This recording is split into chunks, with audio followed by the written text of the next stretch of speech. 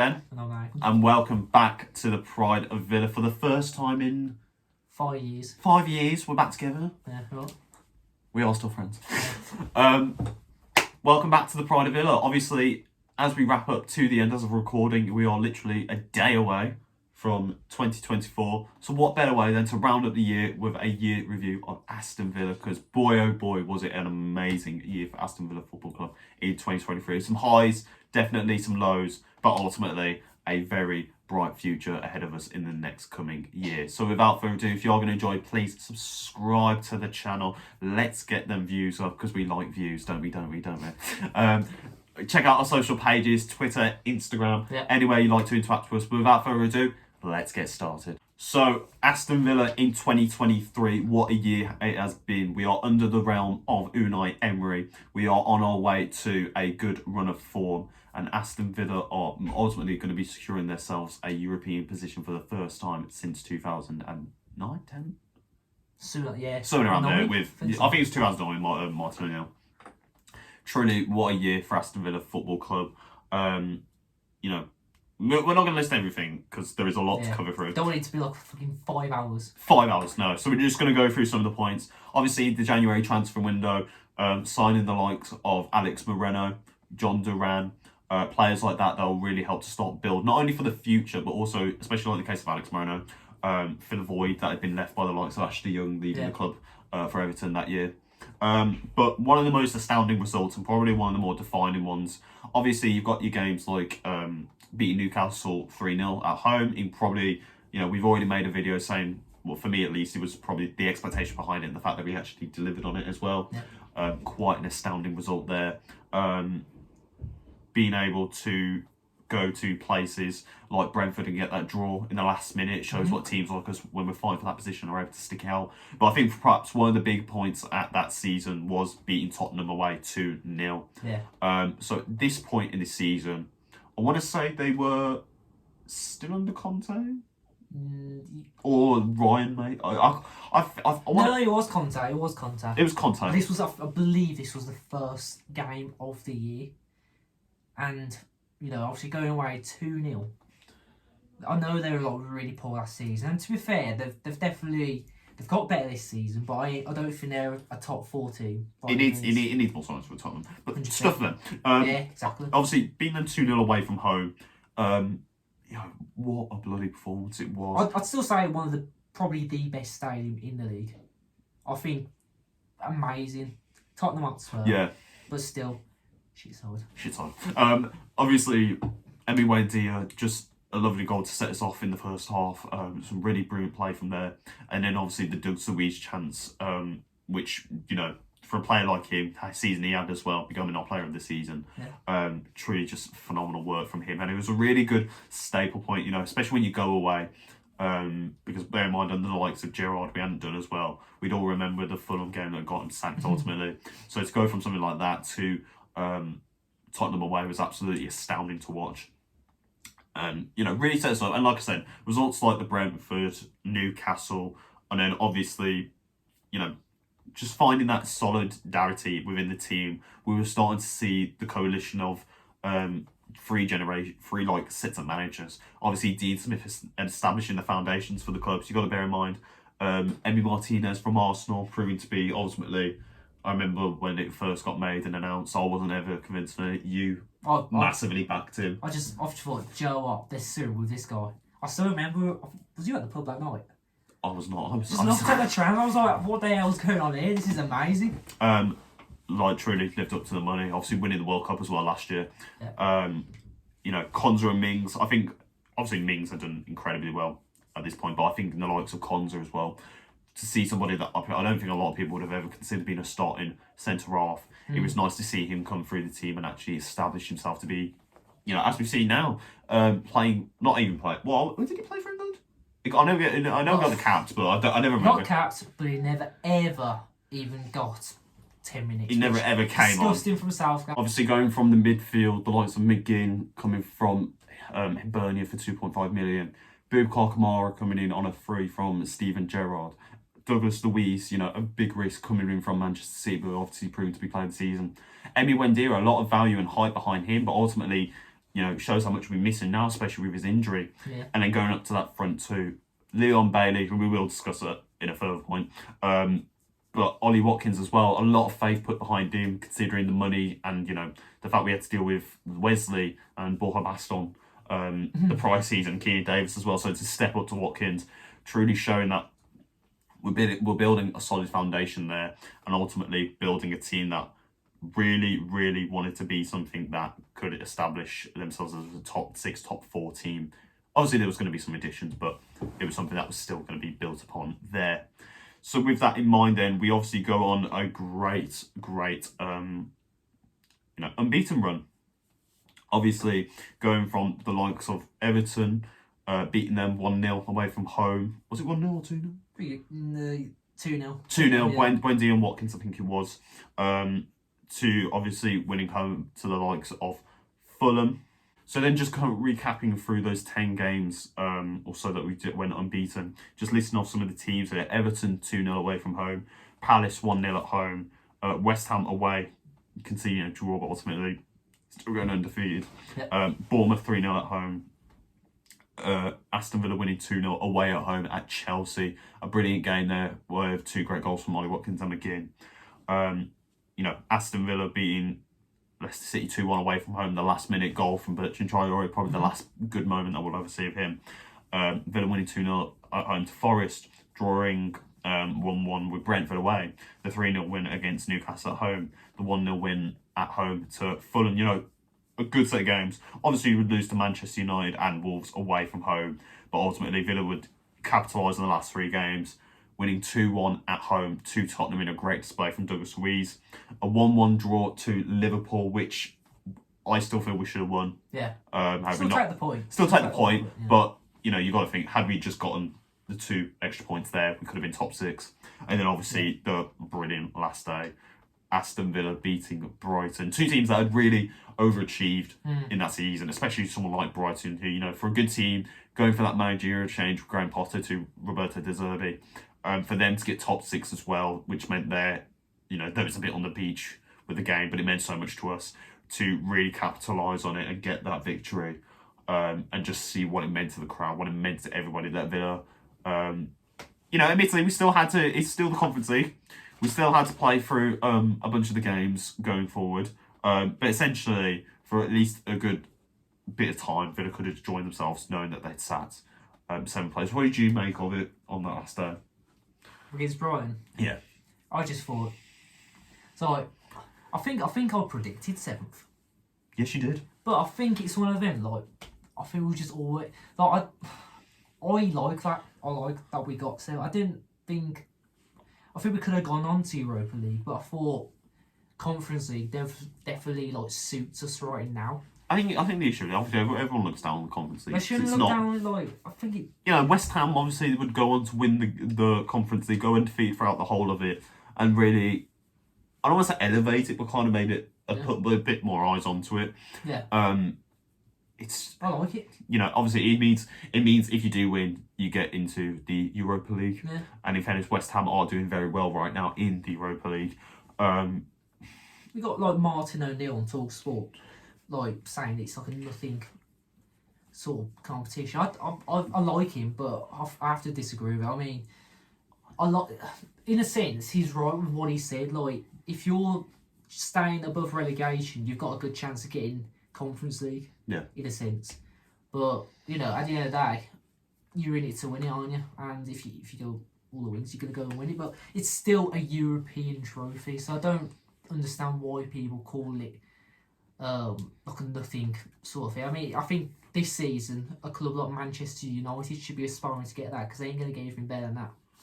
Well, as of recording, there are a little bit on form right now. I know. Obviously they beat us, and that's the win of the season from. We don't want to talk about it. But for a lot of teams, I think it's just the idea of the competition that you face. There are still some decent teams, to be fair. I know there are definitely some teams that will be dropping down. Like Olympiacos in it. Olympiacos, Fiorentina, Molde. I believe the likes of Ajax potentially could be coming down from it. So there are still going to be some tough games, but we all thought in the same sense. If West Ham can win it, and in fairness, we all still believe that we did have we have a better squad, or a squad of the same calibre of West Ham. If they can go and win it, there's nothing that's stopping us, and hopefully we will be seeing Aston Villa picking up the trophy at the end of this season. So then we now go into a new season. It's Emery's first proper season, first transfer window. Obviously making 5 signings for the club, the most notable one being Moussa Diaby from Bayern Leverkusen. A whole lot of transfer news and stories going around that between us and Al Nazir, but thank the Lord he chose us. Signing someone like him was an absolute, just a dream of a signing. It was the same with Leon Bay in the sense of, there's a great quality there, a great quality player there, but also for the fact of the money that we spent on him as well. Like, our record, what is it, 47? 47. Yeah, so it's not quite a lot of money. Pau Torres also coming in. We'd spent the whole year practically talking about him. I'd say signing of that was definitely the biggest signing we made. Yeah, I think. Incredible player. Like I said, there's it's a video we can make of itself, but I think someone like Pau Torres, especially with the recent games, it clearly shows how much we miss him. He loves it, don't he? He loves it, absolutely. He loves a goal as well. He loves a goal, cheeky boy. Obviously, also as well, signing players like Nicolo Zaniolo. I think he's coming into it. He's coming into it. I want to give him a chance because I do like the player. There is talent there. He did need the goal. I didn't think the Sheffield United game probably helped it as such. Yeah. But I think also there's still 20 more games to play this season. So someone like him coming in, Longley as well to reassure the defence. But obviously that would come after the Newcastle game, following what we would know to happen there. And then Yealry Tielemans on a free to start the window, who again, admittedly he's been unlucky with injury, but someone like him, see him now start to establish himself. We're starting to see what can be good from that. Obviously the season didn't start off well. 5-1 away to Newcastle, being defeated there. Very disappointing, but the only positive was a Moussa Diaby goal. Yeah. But obviously 5-1, Mings being injured prior to this game as well. We know that Buendia would have been out with an ACL injury as well. Yeah. 2 big players there that we're missing, but the Mings one was just truly soul crushing. Like, it's not perfect, we all know it, but it really does show, especially now again, what we're missing with someone like him. So it was a massive, massive deflating result there. But ultimately Villa would go on to bloody just improve from a really disappointing day. Obviously, winning at home to Everton 4-0. Obviously, I was there for the game, so that was quite a nice day to see that one. Obviously, Nathan wasn't there. We don't talk about that. Obviously, Villa winning away at Burnley. The Hibernia game at home. 8-0 aggregate. 8-0. Was you there for that one? You was there for one of the games. Yeah, that one. Obviously, losing 3-0 to Liverpool away, but what can you do? To be fair, that was okay because what I've seen this season under Emery is he's definitely going for these formations. This is the game where he started putting Carlos, Konza and Pau at the back. Yeah, so starting to really utilise a lot of those defenders. That game just didn't click. Just didn't work, but then in fairness, we're playing Liverpool away from home. They were starting to go on attack. So they sussed it out, but he obviously winning. Villa winning 3-1 to Crystal Palace at home. Obviously, 2 last goals in the dying minutes. That was a bit of a... could have easily drew that one. Could have easily drew, probably should have, but John Duran showing various qualities there. Obviously, Villa would also start their group stage of the European Conference League with a defeat to Legia Warsaw in quite a very disappointing game. They just knew the level they were playing. They can't be giving a lack of respect to these teams that we probably don't really know of. Yeah. And after that, you definitely saw there was a respect going into each game after that, to be fair. So. Yeah, so I think that was more so just Villa getting back to terms with I know it's obviously not an excuse, but in fairness, Villa haven't played teams across the country for nearly 10, 15 years. So I think that's just one of those things that was going to happen. Yeah. Chelsea away, 1-0 win there. That was quite an interesting game, obviously, with the likes of what Chelsea have been doing in the summer.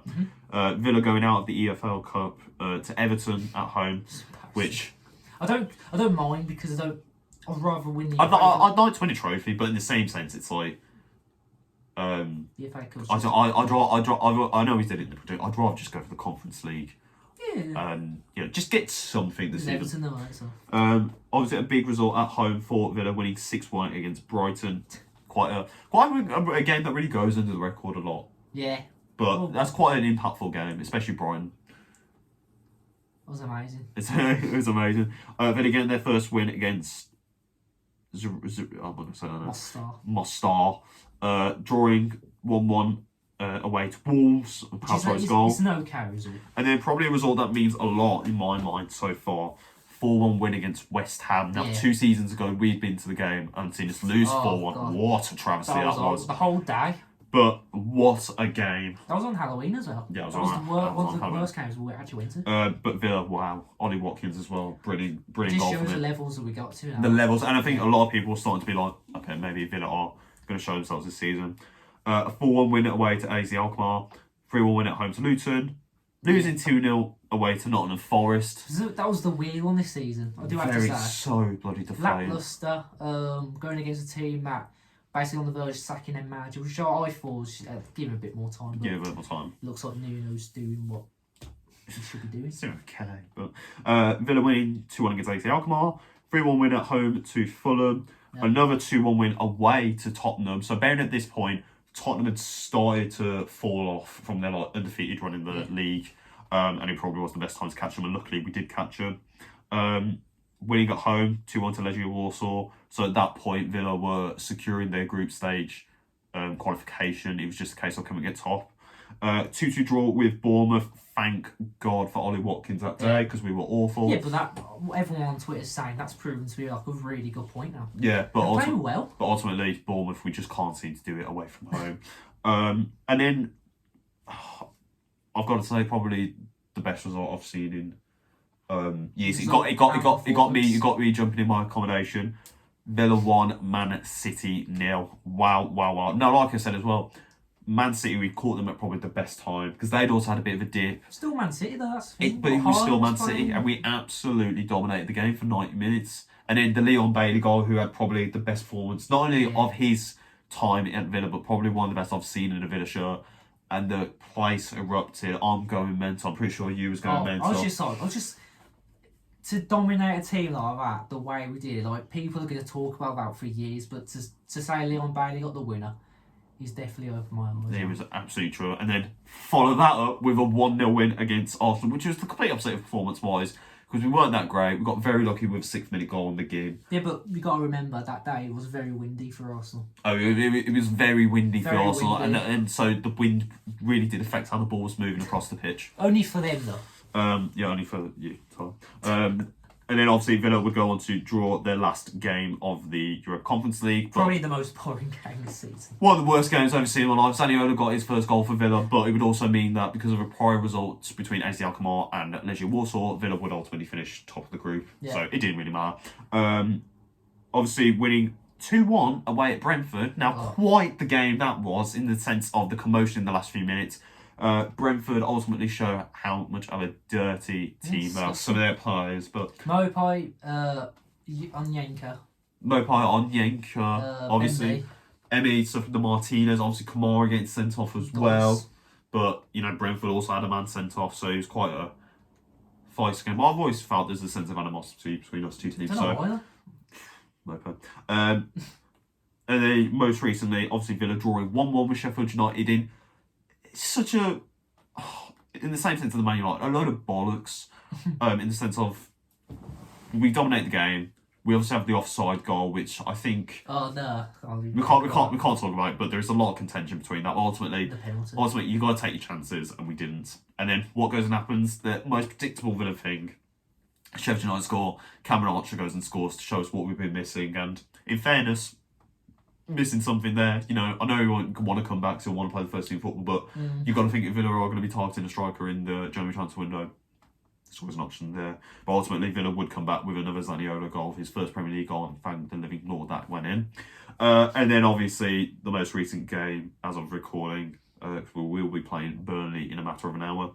Man United winning 3-2 away, which was a real low box again. Especially in hindsight now, again, as a recording, both Tottenham and Arsenal losing. I believe I want to say Man City. All the teams around us dropping points essentially. No, Man City won it, but it's still 2 points behind. Yeah, but still every result's gone fairness, away. A lot of the results have gone away. So as long as we can get something today, we're back. Ultimately, we're still on track, but ultimately it was something that ideally we didn't want. But a great set of results there. Villa would also go on to play their FA Cup game. We've still got the other portion of the season to go, plus the final stages of the Conference League. It's all a lot of excitement and build for Villa, and that is something that we can hopefully expect great things from Aston Villa in 2024. Again, so just finally then, before we do wrap up this video, we're just going to go through a few players that we think deserve some recognition for the last year.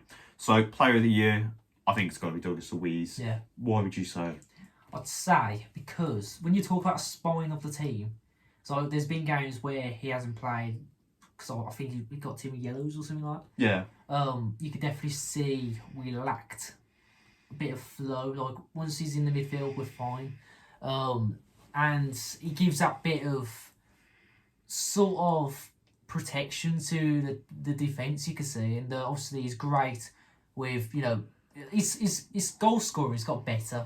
Like, obviously, I think the start of this season, he went like a 5-game home scorer. He went on a 6 games of scoring.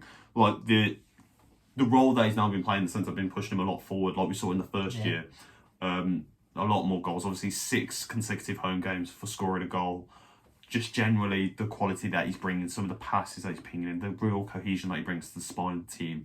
It's just really nice to see having that side midfielder, along with the likes of McGinn, and especially someone like Bukayo Kamara, will shape up a really nice midfield there. Best young talent, there's only really one player he can be, and that was Jacob Ramsey. I wouldn't say so much this season, purely because of an injury. Yeah. And even then, obviously, he hasn't really played that much. But last season as well, you could really see a player that was flourishing, not just under Emery, but also a bit under Steven Gerrard for a brief period. Definitely had some help there, but I think it's under Emery. We've seen him really come forward and really showcase, we've got potentially not the next Jack Grealish in that sense, but the first Jacob Ramsey. But like I said, hopefully we regain some form with him, get him back going, and we'll see him coming back better next season. So, who would you say is our most improved?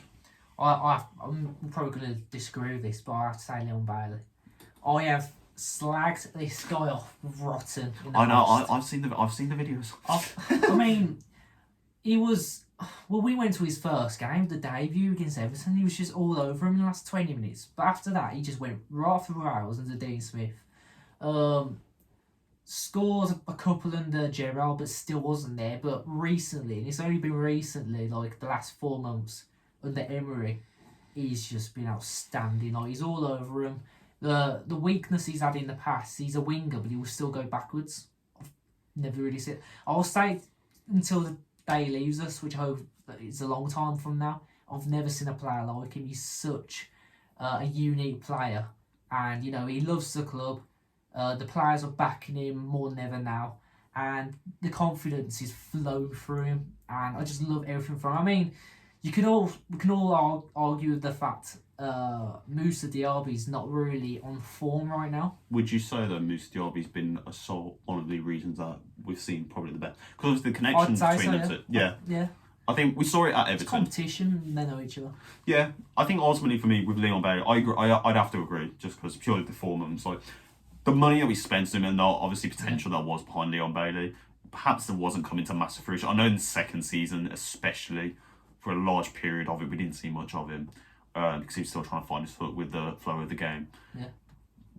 But genuinely, if you just watch the last 4 months alone, like I said in the Man City game, there is no. That was his best. There are players that fans just gravitate and like, and there's something about Leon Bailey that everyone just seems to like. But especially now, and especially that game, you just got to love seeing what he's seeing from Leon Bailey, and like I said, hopefully we're going to see some more of it. In terms of an underrated player, I know you've obviously got a name jotted down here, so I'll let you say what your underrated player is, but I've got a different one. So I'd have to go with Watkins. This guy, he's just, like I'll say it now, like he's not just there for the goals. He'll hold that ball up, and he has this way of doing it. And he's like, he'll hold it up, whether it's on the court. Obviously, he's had these interviews. Well, my favourite one's obviously getting interviewed by Dean Smith not too long ago. He's been told not to drift too much out wide. Yeah. And I think that is what he 100% used to do that, and that's why he wasn't getting too many goals. But now he's in the middle, obviously that's where all the players are going to be around him. And he's not there just for the goals. He's not a selfish player at any means. So we wanted him to be a bit more selfish because we thought we'd get more goals, but he's definitely an assister as well. And what we've seen with him lately has been amazing. I'm not too sure how many goals he's got this season. I think it's all in all, like 13. Yeah, so he's still on target. 2 hat-tricks as well. 2 hat-tricks. So it's just there with him, and like you're going to have the likes of Arsenal and Chelsea probably sniffing about, but they're just not going to have him because, you know, he's one of them players who should be starting each and every one game. Like this season, I think it's only him, John McGinn and Konza who've actually started every game for us in the Premier League. So that is the spine of our team right there. So yeah, anyone else wants him, they're just not going to fucking have him. Well, I'd also say Ollie Watkins is pretty underrated. I've always thought, though, my issue with Ollie Watkins is there is a player there that can score more than 15 goals. And in fairness, with the track record he's on right now, that is probably more than possible. Yeah. I would only say the only player I could consider more underrated would be Luke Dean. Now, I know when we signed him, it wasn't a massive big deal. But considering Matt Target had left and we wasn't really playing anyone at left back, I thought he really did the job. And now, especially over the last few weeks as well, since being out of the team, I think it really shows under Emery how much he's improved defensively, especially with Alex Moreno coming in, where a lot of people thought, that's it, Digne done for Aston Villa. I just think what Luke Dean's providing for the defence, especially going out wide, there's a lot of quality there, and we're finally starting to reap the rewards of a player that, for his age, you know, is handling the pressure well. And obviously, looks like, although he's injured now, there is a player there that really can step up and really show that, hey, maybe there is still a place, so maybe there is a reason for 2 of us playing, so maybe there is a reason there. And then finally, best piss take of a player is Ed Martinez, isn't it? Yeah. I thought I'd write that down because at the end of the day, like, I think teams do play on the fact he will do his shithousery.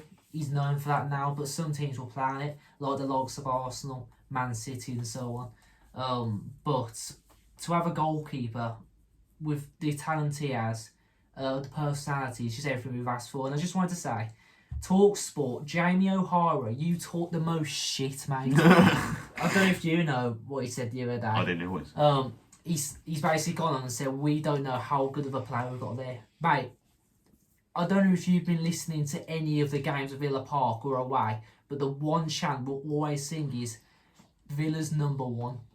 And he's 100%, and he's the world's number 1. So we sing that every game for a reason. So I think we do know what sort of player we got. You know, it's only just turned a year since he won the World Cup. So for a guy who supports Tottenham, I don't really know why we'll say anything to him. But yeah, best piss take, Emi Martinez. And he's going to be one of the reasons we get into the Champions League. Nil Mope, we're still coming for you when we come back next season. Again, that is going to wrap up our season review for Aston Villa Football Club. Let us know in the comments down below what you've also thought of the season and the year as a whole. What do you think is going to be next line ahead for us in 2024? Do also want to say a massive thank you for, obviously, the channel. Now, obviously, given the circumstances that we have been in, obviously I'm at university, Nathan's also very busy with work, you know, content is a little bit sparse, mainly coming from Nathan, so I do have to massively thank Nathan for... it's alright.